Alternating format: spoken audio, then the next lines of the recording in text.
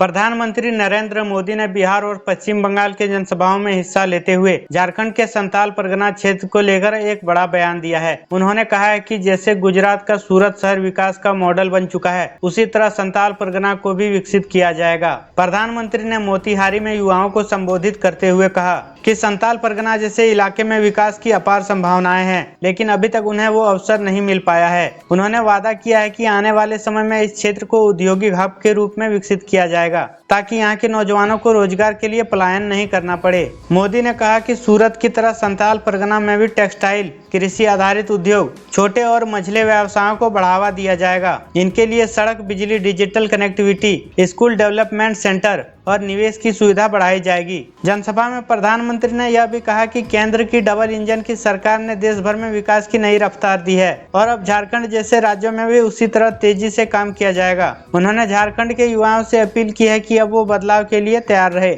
इस दौरान उन्होंने राम मंदिर का भी जिक्र किया और कहा कि अयोध्या में भव्य राम मंदिर बनाना हमारी आस्था का प्रतीक है और इसका विरोध करने वालों को जनता हर चुनाव में जवाब दे रही है। पश्चिम बंगाल की बात करते हुए मोदी ने ममता सरकार पर तुष्टीकरण की राजनीति करने का आरोप लगाया। उन्होंने कहा कि वहां कानून का राज नहीं है और गुंडों को खुली छूट दी गई है। प्रधानमंत्री ने अपने भाषण में ऑपरेशन सिंधु का भी जिक्र करते हुए कहा कि हमारी सरकार देश के दुश्मनों को जमीन और आसमान एक करके जवाब देती है। उन्होंने कहा कि अब भारत किसी भी हमले का मुंहतोड़ जवाब देने में सक्षम है। मोदी के इस पूरे भाषण को देखा जाए तो एक तरफ वह राष्ट्रवाद और सुरक्षा की बात कर रहे हैं, तो दूसरी ओर आर्थिक विकास और क्षेत्रीय संतुलन की। अब देखना होगा कि यह वादा कितना जमीन पर उतरता है। झारखंड की जनता इसे चुनाव राजनीति मानती है या विकास का एक नया मौका, इसका फैसला आने वाले वक्त में होगा। अब आपके शहर मधुपुर में भरोसे का नाम कंप्यूटर पॉइंट।